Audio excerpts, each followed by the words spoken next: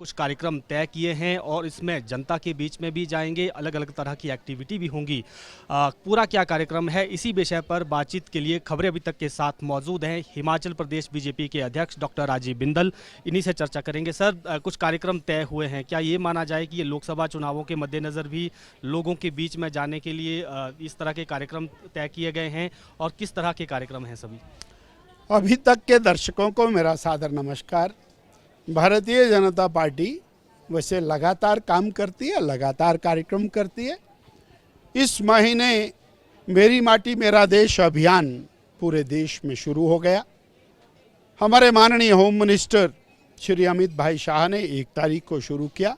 माननीय राष्ट्रीय अध्यक्ष श्री जगत प्रकाश नड्डा जी ने उसे 2 तारीख को लॉन्च किया। हिमाचल में 3 तारीख को शिमला ग्रामीण से हमने शुरू किया। 4 तारीख को leader of opposition Shri Jairam Thakur ji ने शिमला शहरी से शुरू किया।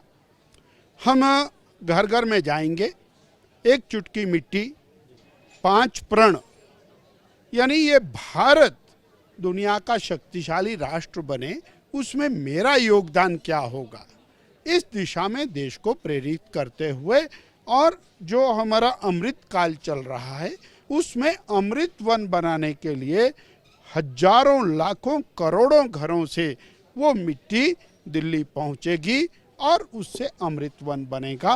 ये राष्ट्र का विचार, देश का विचार, एकात्मता का विचार, उसको लेकर के अभियान 17 तारीख से लेकर के 2 तारीख तक हमारा सेवा पखवाड़ा चलेगा। श्रद्धेय मोदी जी का जन्मदिन 17 तारीख को, उस दिन भगवान विश्वकर्मा के नाम के ऊपर एक महत्वाकांक्षी योजना का श्री गणेश होगा, जिसमें करोड़ों करोड़ों वो कर्मी, कोई चर्मकार है, कोई मिस्त्री है, कोई बढ़ई है, कोई और अनेक अनेक प्रकार का काम करने वाले बुनकर हैं, सुनार हैं, कुम्हार हैं, लुहार हैं, ये उन लोगों के लिए एक महत्वाकांक्षी योजना, 15,000 करोड़ रुपए की योजना, उनके जीवन के अंदर परिवर्तन लाने के लिए, उनके कामों में क्वालिटी बढ़ाने के लिए।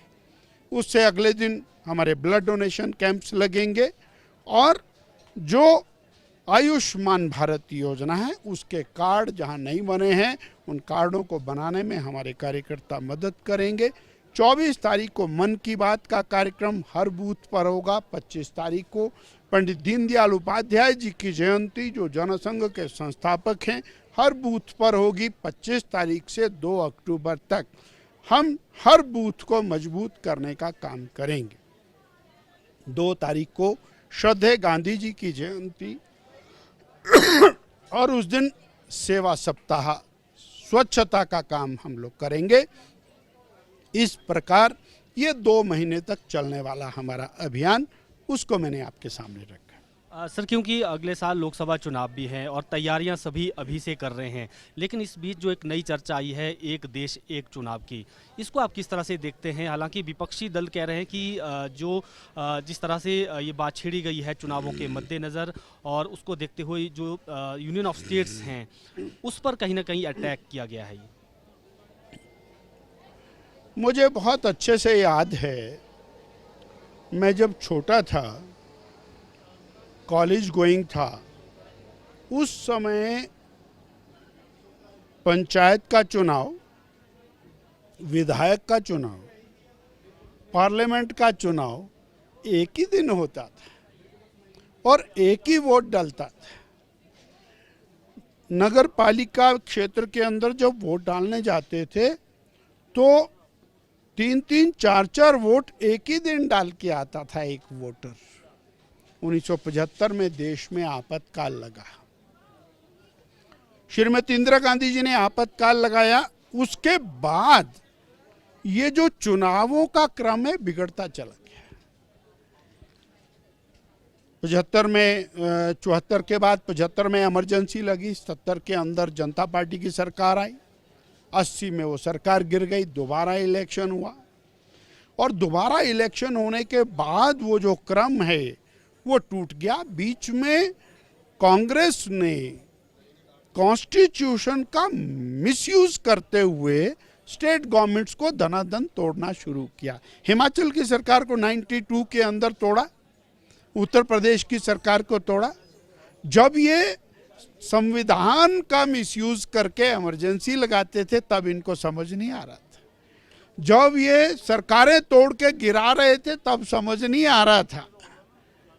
और पहले एक ही दिन चुनाव होता था, आज हजारों लाखों करोड़ रुपए का खर्चा होता है। अगर एक ही दिन चुनाव होगा, एक ही बार पुलिस जाएगी, एक ही बार वोटिंग होगी, एक ही बार सब कुछ होगा, हजारों लाखों करोड़ रुपए का खर्चा बचेगा। फिर इतराज क्या है? चुनाव तो वही हो रहा है, स्टेट का भी चुनाव होगा, पंचायत का चुनाव भी होगा, बाकी सबका चुनाव भी होगा। ये तो केवल और केवल विषय का विषयांतर करना। और ये संविधान का पाठ किसको पढ़ा रहे भाई?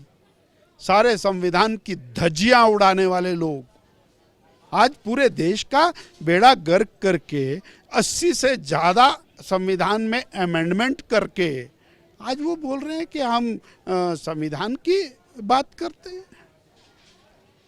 इसलिए एक देश एक चुनाव, अलबत्ता अभी इसकी ना तो कोई घोषणा हुई है, ना ही कहीं आसपास दिखाई दे रहा अभी कमेटी बनी है, परंतु अगर ऐसा होता है तो इट्स वेरी गुड। इसके ऊपर बड़ी वास्ट डिबेट की ज़रूरत है और सबको इसमें कॉपरेट करना चाहिए। इंडिया गठबंधन को लेकर आप क्या कहेंगे? हालांकि हमने आज देखा कि जो G20 सम्मेलन होने वाला है दिल्ली में, उसके लिए जो प्रेसिडेंट ऑफ इंडिया जो अमूमन लिखा जाता है उसमें प्रेसिडेंट ऑफ भारत लिखा गया है, इस तरह से इनविटेशन गया है। आप क्या समझते हैं इंडिया भाई भारत? साहब, अमूमन क्यों लिखा जाता है इंडिया? भारत के माननीय राष्ट्रपति लिखा जाता है क्योंकि उन्होंने एक अनहोली गठबंधन बना लिया और उसका नाम INDA रख लिया, इसलिए उनको लग रहा है कि सब कुछ वही हो गया। बहुत बार लिखा है इन्होंने, इंदिरा इज इंडिया, बड़ा नारा चला था, कहाँ गया भाई इंदिरा इज इंडिया? ऐसा नहीं होता है। भारत का संविधान है।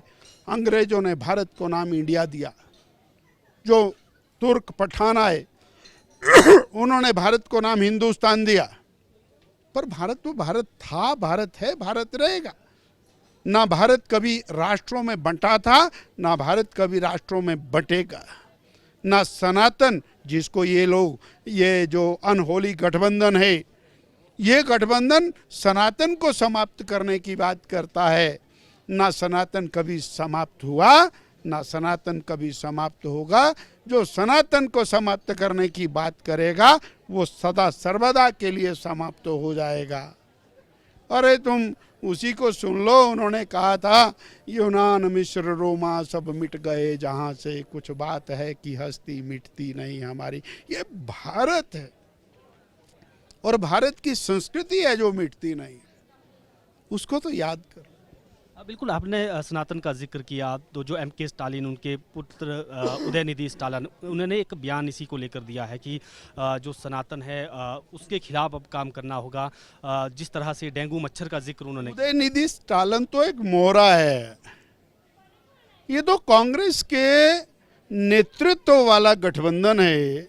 कांग्रेस के नेतृत्व में ये जो और अनहोली गठबंधन है, इन्होंने मीटिंग करके एजेंडा तय किया, हिंदू विरोधी एजेंडा तय किया, सनातन को समाप्त करने का एजेंडा तय किया। उस एजेंडे को जाकर के उन्होंने विश्वमन के रूप में और तमिलनाडु के अंदर रख दिया और पूरे देश के अंदर चर्चा शुरू हो गई। और उसके अंदर इनके जो राष्ट्रीय अध्यक्ष हैं, उनके बेटे ने आज फिर शिरकत कर ली।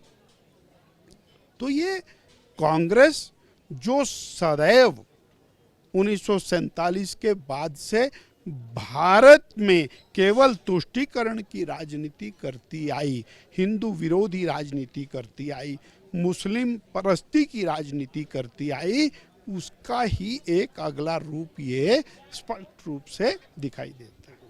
ये थे भाजपा के प्रदेश अध्यक्ष और डॉक्टर राजीव बिंदल। इन्होंने जानकारी दी कि 17 सितंबर से लेकर 2 अक्टूबर तक अलग अलग दिन कार्यक्रम होंगे, लगातार कार्यक्रम होंगे और इसमें जनता के बीच भी जाएंगे और कई नई योजनाएं केंद्र सरकार उस वक्त उन दिनों में लॉन्च भी करेगी। वीडियो जर्नलिस्ट अंकुर के साथ प्रदीप ठाकुर, शिमला।